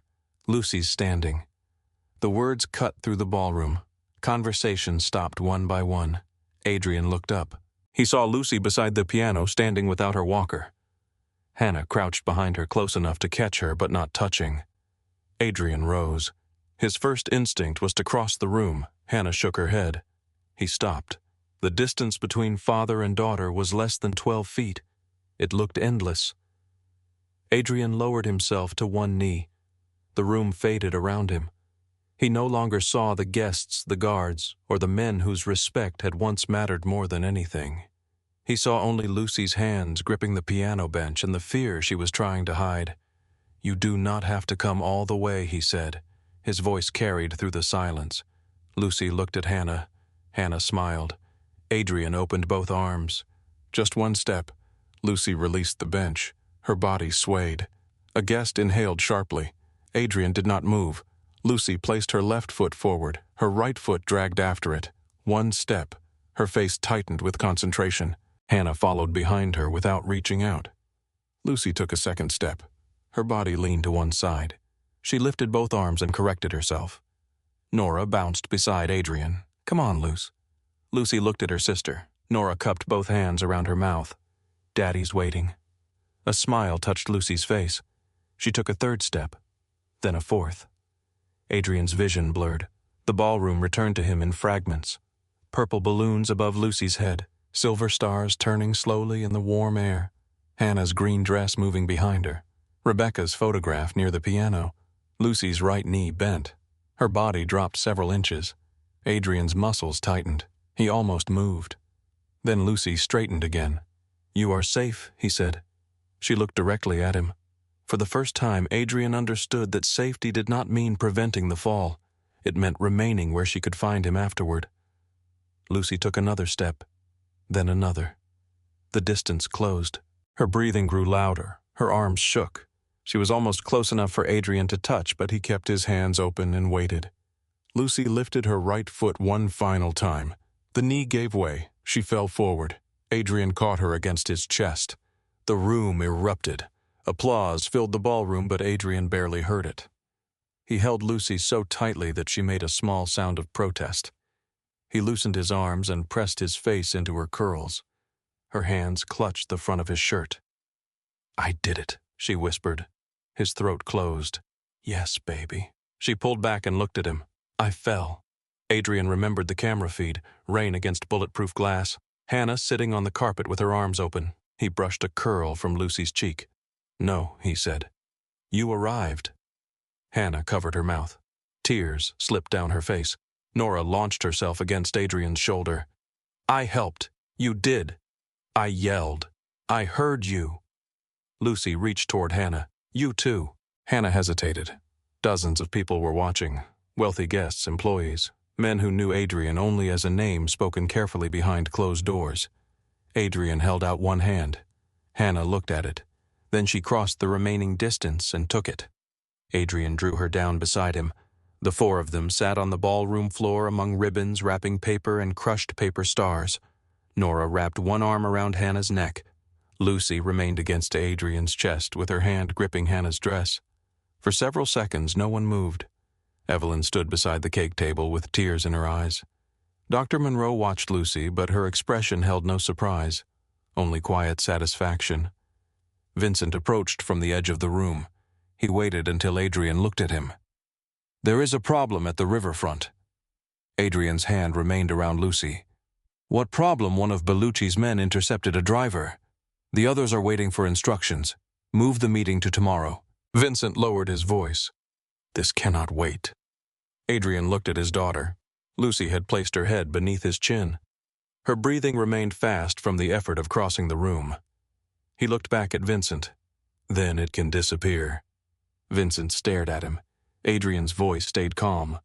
"No calls, no meetings, not today." Vincent nodded and walked away. Hannah had heard the exchange. She studied Adrian, but he did not explain. The party continued. Lucy used her walker for the rest of the afternoon. No one asked her to repeat the walk. When a guest requested a photograph of her standing alone, Adrian refused before Hannah could speak. "She is not performing." The guest lowered the camera. Nora opened the remaining presents for both girls. Lucy objected twice and reclaimed a box of wooden animals. Children ran through the ballroom until their parents began carrying them toward the doors. By sunset, the mansion grew quiet again. The quiet no longer felt empty. It felt tired. Evelyn directed the staff as they gathered paper cups and ribbons. Adrian carried Nora upstairs after she fell asleep on the sofa. Hannah followed with Lucy in her arms. In the nursery, Adrian placed Nora beneath the blanket and removed the paper crown still caught in her hair. Hannah lowered Lucy into the other bed. The child's eyes opened. "Daddy, I am here." "Tomorrow walk." Adrian sat beside her. "If you want. No count. No count." Lucy closed her eyes. Hannah watched him remain beside the bed until both girls were asleep. Later, she returned to the ballroom. The last guests had left. Staff members had cleared the tables, but several balloons remained near the ceiling. Hannah gathered decorations from the floor and placed them in a box. "Leave that." She turned. Adrian stood in the doorway with his jacket removed and his sleeves rolled to his forearms. "The staff can finish. They have been working all day. So have you." Hannah picked up a silver paper star. "I was at a birthday party. You carried 2 children, managed 7 more, corrected 3 adults, and prevented Nora from eating an entire bowl of frosting. She still ate half of it. That explains why she refused to sleep." Hannah smiled and placed the star inside the box. Adrian entered the room. "I need to speak with you." Her smile faded. "Did I do something wrong? No." He led her into the library. The curtains were open, revealing the lights of Chicago beyond the windows. A fire burned low beneath the mantel. Rebecca's photograph stood on a side table no longer hidden in the nursery or turned face down in Adrian's study. Hannah sat in one of the leather chairs. Adrian remained standing. You gave Lucy something every specialist failed to give her. Hannah shook her head. Dr. Monroe gave her the physical tools. Nora gave her courage. You gave her a reason to cross the room. And you... I gave her permission to be afraid. Adrian looked toward the fire. I spent more money on her treatment than most families earn in a lifetime. I know. I believed there had to be a person, a device, or a method I had not purchased yet. She never needed to be purchased a different life. No, he turned back to her. She needed the life she had to feel safe. Hannah said nothing. Adrian crossed to the desk and placed a folder before her. What would you build if money were not the obstacle? She did not open it. Why are you asking? Because I want the answer. Hannah leaned back. I told you about the center. You told me a dream. I am asking for details. She studied his face, searching for the trap. There was none she could see. So she told him. She described a place that did not smell like disinfectant the moment a child entered. Classrooms would connect directly to therapy spaces. Children could practice balance while reaching for paint, strengthen their hands while making bread, and learn communication through music and play. There would be physical therapists, occupational therapists, special education teachers, and family counselors working together. Parents would not have to visit 4 buildings in 4 different neighborhoods. No child would be introduced by a diagnosis, Hannah said. A family should not have to explain everything that is difficult before anyone asks what their child loves. Adrian listened. What would families pay according to what they can afford? That is not a business model. It is a service. It still needs to remain open. Then we would need grants, donors, and partnerships with hospitals. Hannah stopped. Adrian pushed the folder toward her. She opened it. Inside were photographs of a brick school building on the south side. Tall windows, an empty courtyard, a gymnasium with faded lines on the floor. She recognized the address. Kane Construction owns this. One of my legitimate companies does. She closed the folder. No. You have not heard the proposal. I know what buildings cost. I'm not giving it to you. Then what are you doing, offering a partnership? Hannah stood. You cannot create a school because you feel grateful tonight. I do not feel grateful only tonight. You make decisions quickly when emotion reaches you. Tomorrow, men will bring you reports, and this will become another file on your desk. Adrian moved closer. No. I will not owe you my future. You will not. I will not let you use money to decide where I work, what I build, or who I become. I am not trying to own you. Hannah looked at him. You are accustomed to owning everything around you. The truth did not anger him. It made him more careful. You would finish your certification, he said. You would work with licensed specialists. A board would manage the center. Every dollar would come from businesses that can survive public examination. She folded her arms. And my role, you decide the program. You help choose the staff. You build the place you described. Why? Adrian looked toward Rebecca's photograph. Because I spent years building things people fear. His voice lowered. I would like to build one place where children do not have to be afraid. Hannah looked down at the folder again. The possibility frightened her more than disappointment. Dreams were easier when they remained private. No one could fail at something that had never begun. I need time, she said. You have it. She looked up. There was something else in his expression. The center is not the only reason you asked me here. No. The room seemed to grow smaller. Adrian came around the desk but stopped several feet from her. I began watching you because I trusted no one. That is not a romantic beginning. I know. Most men would leave that part out. I am not most men. Hannah almost smiled. Adrian continued. Then I came home because Lucy needed you. After that I came home because Nora waited for me. He paused. Somewhere between the dragons, the vegetables, and the arguments in my hallway, I realized I was also coming home because you were here. Hannah's breathing changed. You are my employer. I do not want to remain only that. You are a dangerous man. Yes, you have enemies. Yes, you solve problems in ways I do not want near those girls. His face tightened. I know. Hannah stepped closer. I will not become something you protect by locking it inside this house. No, I will not be bought. I know. I will not belong to you. Adrian left his hands at his sides. He did not touch her. You would stand beside me, he said, or not at all. For once, the man who controlled warehouses, streets, and armed men made no move to control the answer. Hannah closed the distance. She placed one hand against his chest. His heart beat hard beneath her palm. "Do you practice speeches in this room? No. You should. That one was almost good." Adrian's hand rose slowly to her waist. He waited. Hannah looked into his eyes. Then she kissed him. The first contact was cautious, more question than promise. Adrian answered without force. His hand remained at her waist while the other touched her cheek.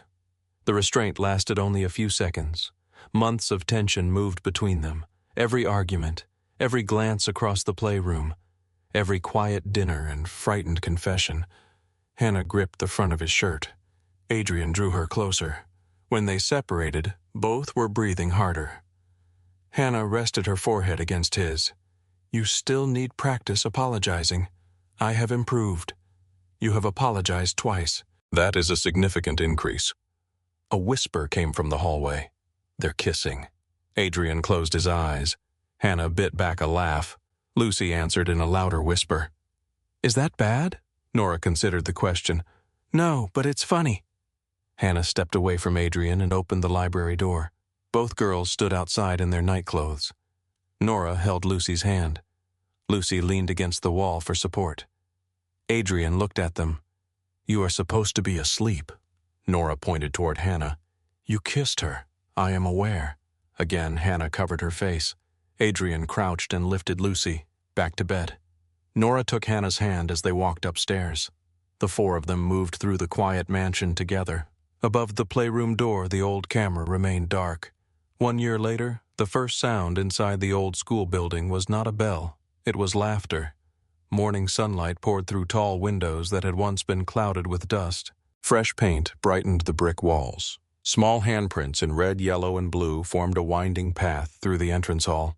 Beyond the glass doors, an adaptive playground stretched across the courtyard with low climbing platforms, wide ramps, sensory panels, and swings designed for children who needed additional support.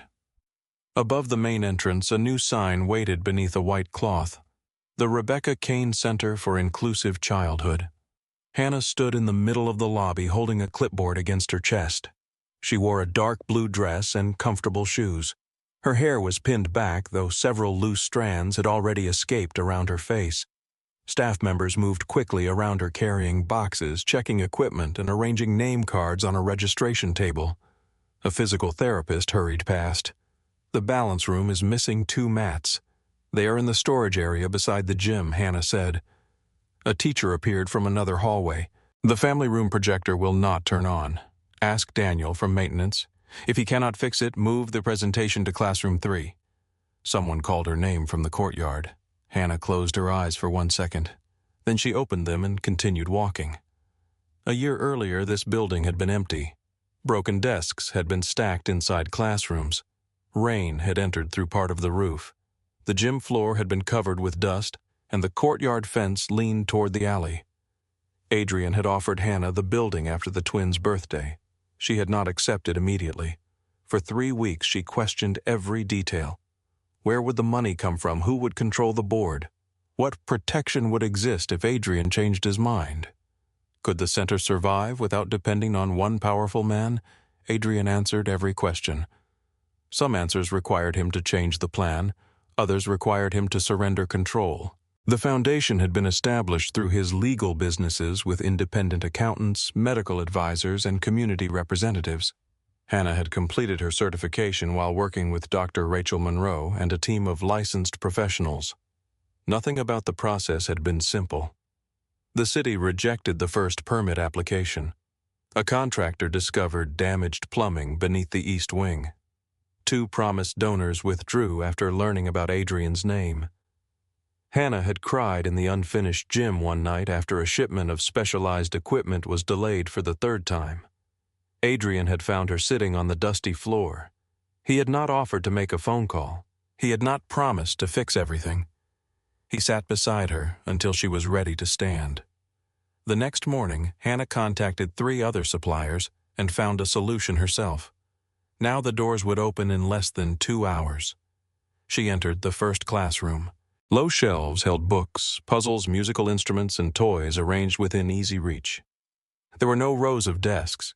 The room had quiet corners, open spaces, and tables that could be adjusted for different bodies. One wall displayed a sentence Hannah had written during the first planning meeting. "Every child enters as a person, not a diagnosis." She touched the edge of the sign, still crooked. Adrian's voice came from the doorway. Hannah turned. He wore a black suit without a tie. A silver watch showed beneath one cuff. He looked as controlled as ever, but the sharpness around him had softened, not disappeared. Adrian Kane would never become harmless. He had simply learned that strength did not have to enter every room as a threat. "The sign is straight," Hannah said. "It is lower on the left. You say that because you enjoy correcting me. I enjoy being correct."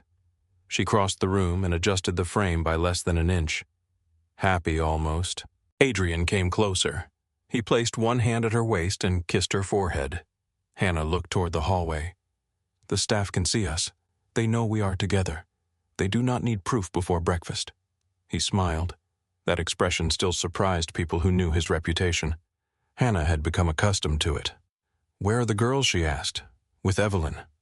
"That means Nora is giving orders and Lucy is helping her." "That is accurate." Adrian studied Hannah's face.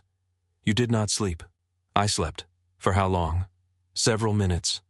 "Hannah, the center opens today. It will still open if you sit down. I will sit after the ceremony." "You said that yesterday." "Yesterday did not have a ceremony." Adrian reached for the clipboard. She pulled it away. "No. You have reviewed that list 8 times. 9. Give it to me. You do not work here. I own the building. The foundation owns the building." His eyes narrowed slightly. Hannah smiled. "You insisted on independent control. I am beginning to regret teaching you the documents. You did not teach me. I hired a lawyer." Adrian placed a hand over his heart. "That was cruel. You will recover." A small voice shouted from the lobby. "Mama Hannah!" Hannah stopped breathing. Lucy appeared in the doorway. She wore a pale yellow dress and a lightweight brace around her right leg. Her curls had been gathered with 2 white ribbons. One hand held the edge of the doorframe for balance. Nora stood behind her in a purple dress trying to adjust a paper badge on her own chest. "We are official helpers," Nora announced. Lucy pointed toward the badge Hannah wore. "Same." Hannah looked down at her own name card. Hannah Parker, Director of Early Learning. The girls' badges had been written in purple marker. Nora Kane, Important Helper. Lucy Kane, also Important Helper. Hannah crouched. "Who made these?" Nora said. Evelyn appeared behind them. "I was instructed." "You could have said no." Evelyn looked at Nora. "I attempted it." Nora walked into the room and inspected the shelves. "Where are the dragons?" "This is a school," Hannah said. "It needs dragons." Lucy nodded. 2. Adrian leaned against a table. "I believe they have spoken." Hannah looked toward the toy cabinet. "There are puppets in the family room." Nora grabbed Lucy's hand. They began to move together. Nora took 2 quick steps, then stopped. She looked at her sister. "Do you want me to wait?" Lucy considered the question. "No, meet there." Nora ran toward the hallway. Lucy followed at her own pace. Her right foot still turned inward when she became tired. She still used a walker for long distances and on difficult mornings. Some days the muscles in her leg ached before breakfast. Some days she moved across a room without thinking about it. Her disability had not vanished. Neither had her courage. Lucy reached the doorway, lost her balance, and caught herself against the frame. Adrian moved instinctively. Hannah touched his arm. They both waited. Lucy looked down at her feet. Then she straightened and continued into the hall. Adrian released a slow breath. "Healing is uncomfortable," Hannah said. "I preferred it when she was learning beside padded furniture." "No, you did not." "No," he admitted. "I did not." A black car stopped outside the center. Adrian's attention shifted immediately. The softness left his face. Vincent Morelli entered through the main doors and crossed the lobby without greeting anyone. His coat remained buttoned despite the warmth inside. Adrian stepped into the hallway. Hannah saw the change in his posture. The children's center disappeared from his expression. In its place stood the man who had controlled Chicago's river routes for more than a decade. "What happened?" Adrian asked. Vincent lowered his voice. "Someone left a package at the south gate." Adrian looked toward the courtyard.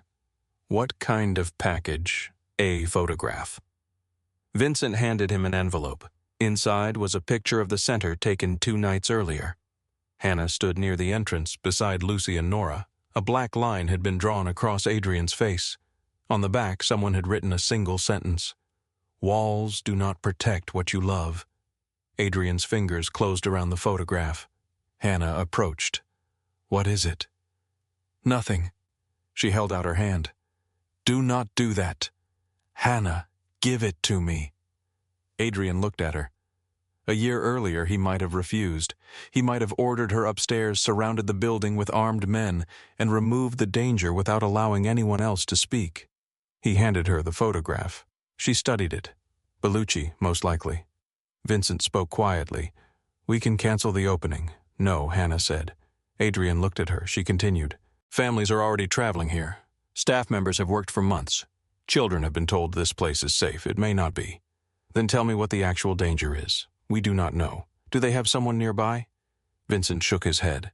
Security found no one. Adrian looked through the lobby windows. Cars had begun arriving along the street. Parents helped children from back seats. Volunteers carried boxes through the side entrance. His old instincts demanded action. Close the building, move the girls, find the person responsible, make certain no second threat ever arrived. Hannah watched the decision move across his face. "We strengthen the entrances," she said. "We check every vehicle. The girls stay near us. That is not enough. It has to be our decision together." Adrian looked at the photograph again. The message had been chosen carefully. "Walls do not protect what you love." The words reached into the oldest part of his fear. He had built walls around Rebecca. They had not saved her. He had built walls around his daughters. They had grown lonely inside them. Adrian turned toward Vincent. "Add men outside the property. Plain clothes only. No weapons visible near the children." Vincent nodded. "And the opening?" Adrian looked at Hannah. "It continues." Vincent lowered his voice. "What about Bellucci? Send the photograph to our attorney and the police contact assigned to the foundation." Vincent stared at him. "That is all for today." There was disagreement in Vincent's eyes. Adrian saw it. A year earlier, he would have answered the threat with blood before sunset. Now, families walked through the same doors his enemies wanted to stain with fear. He folded the photograph and placed it inside his coat. No violence connected to this center. Vincent nodded slowly. "Understood." When he left, Hannah touched Adrian's hand. "You could take the girls home. I could. Do you want to? Yes. But you will not." Adrian watched Lucy and Nora chasing puppet dragons through the hallway. "No." Hannah squeezed his fingers. "That was almost healthy. Do not become insulting before the ceremony. I make no promises." Shortly before 10, Carol Parker arrived in a wheelchair. Hannah saw her mother through the glass entrance and hurried across the lobby. Carol looked smaller than she had the previous year. Treatment had thinned her hair and left deep lines around her mouth, but her eyes remained bright. Hannah knelt beside the chair. "You came. Of course I came. The doctor said you should rest. The doctor is not opening a school." Carol touched Hannah's cheek. "You look tired." Adrian approached. "She refuses to sit." Carol looked at him. "You have guards." "Yes. Use one to carry her." Hannah stood. "I am surrounded by unreasonable people." Carol smiled at Adrian. "She used to line up her dolls and teach them the alphabet. She still does that," Adrian said. Hannah looked at him. "I do not line up the children, not when anyone is watching." Carol laughed. Lucy and Nora ran toward them. Lucy reached Carol first and wrapped her arms around the older woman's knees. "For you," Lucy said. She held out the stuffed rabbit. Carol accepted it. "I remember this. For hospital. You let me borrow him." Lucy nodded. "Now school." Nora leaned close to Carol. "We are important helpers, I can see that. We have dragons." Then the school is complete. The entrance hall filled quickly. Families registered at the front table. Children explored sensory panels along the wall. Some walked independently. Some used wheelchairs, braces, communication devices, or the hands of their parents. A small boy began crying when the room became crowded. His mother apologized to everyone around her. Hannah approached and lowered herself to his height. "You do not have to stay here." The mother looked exhausted. "He has waited months for an evaluation. We will still see him." Hannah opened the door to a quiet classroom. He can wait where the room does not hurt. The boy entered slowly. His mother followed with tears in her eyes. Adrian watched from across the lobby. A year earlier, he would have seen a disruption. Hannah saw communication. The ceremony began in the gymnasium. Rows of chairs faced a small stage. Children's paintings covered the walls. The old basketball lines remained visible beneath the polished floor. Adrian stood behind the curtain while Hannah adjusted his collar. "You are nervous," she said. "No, you have checked the room 12 times. Security requires attention. You also changed your speech 3 times. I did not like it. You do not like talking about feelings. I talk about feelings. You issue reports about feelings." Adrian looked toward the audience. "What if I say the wrong thing?" Hannah smiled. "Tell the truth. That has rarely improved a public speech. It will today." His name was announced. Adrian stepped onto the stage. The room became quiet. Some people knew him as a businessman. Others knew the rumors. Several recognized the guards standing near the exits. Adrian placed both hands on the podium. For a moment he looked toward the speech prepared on the screen. Then he turned it off. 4 years ago, I believed protecting my family meant building higher walls. His voice carried clearly through the gym. I hired guards. I installed stronger locks. I placed cameras throughout the shared rooms of my home. A few people smiled. I believed safety came from seeing danger before it reached us. He looked toward Lucy. She sat between Hannah and Nora, her brace visible beneath her dress. "Then someone entered my home who did not carry a weapon, demand respect, or fear my name." Hannah lowered her eyes. "She sat on the floor with my daughter and taught her something I had never understood." Adrian paused. "Falling is not the same as failing." Lucy watched him. "This center exists because children deserve more than instructions. They deserve time. They deserve skilled care. They deserve rooms designed around who they are, not around what adults expect them to become." His gaze moved toward the families. Parents also deserve support. They deserve honesty without hopelessness. They deserve places where asking for help does not feel like admitting defeat. He looked at Hannah. Hannah Parker built those beliefs into every room in this building. The applause began before he stepped away from the podium. Hannah stood slowly. Adrian reached for her hand as she passed. She squeezed his fingers, then walked onto the stage. The applause grew louder. Hannah waited until the room became quiet. People often describe Lucy's first independent steps as a miracle. She looked toward the child. They were important. They were beautiful. But the miracle was not that Lucy became more like other children. Several parents leaned forward. The miracle was that she stopped believing love depended on whether she could cross a room. Adrian's throat tightened. Hannah continued. "Progress can look like walking. It can also look like speaking one word, holding a spoon, tolerating a sound, asking for help, making a friend, or trying again tomorrow." She gestured toward the classrooms beyond the gym. "This center will not promise to make children normal. Children do not owe the world normal." A mother in the front row began to cry. "We promise to listen. We promise to use real expertise. We promise to respect every child's body choices, pace, and dignity." Hannah looked toward Adrian. Children become brave when they know they are safe enough to be afraid. When she left the stage, Lucy and Nora ran toward her. Nora arrived first. Lucy followed several steps behind. A reporter crouched beside them with a microphone. "Is Ms. Parker your teacher?" Nora shook her head. "She is Hannah." Lucy wrapped both arms around Hannah's waist. "Mama Hannah." The room quieted around them. Hannah looked down. Lucy had called her that in private once late at night after a fever. Hannah had assumed the child was confused. Now Lucy looked completely certain. Hannah knelt. "Are you sure?" Lucy nodded. Nora folded her arms. "We voted." Adrian approached. "How many people participated in this vote, too?" Nora said. "Was it unanimous?" Nora looked at Lucy. "Yes." Hannah laughed through her tears and pulled both girls against her. Adrian rested one hand on her shoulder. For several seconds, the camera's reporters and guests ceased to matter. The opening continued into the afternoon. Children explored the classrooms. Parents met therapists. Carol sat in the courtyard with Evelyn while Nora explained the rules of dragon hunting. Lucy joined a group painting at a low table. She rested her walker beside the chair without embarrassment. Adrian remained near the entrance, watching families move through the building. Vincent returned as the final guests began leaving. "We identified the car used to deliver the photograph," he said quietly. Adrian looked toward Hannah. She stood inside the lobby, helping a father adjust the straps on his son's bag. "Give everything to the investigators." Vincent frowned. "Bellucci will see that as weakness." Adrian faced him. "Bellucci has spent his life mistaking violence for strength, and we have not." The question might once have ended Vincent's life. Adrian looked toward the center. "Yes," he said, "we have." Vincent said nothing. Adrian continued. "I am closing the river operations that cannot survive a legal audit. Kane Freight remains. The security companies remain. Nothing else touches the foundation or my family. That will cost us territory, then lose it. Some men will not accept that. They are free to leave.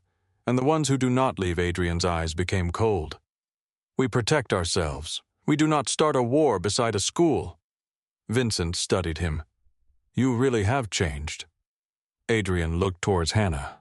"No. I finally decided what I refused to lose." That evening the center emptied. Sunset turned the classroom windows gold. Paper cups remained on tables. A forgotten balloon rested against the gym ceiling.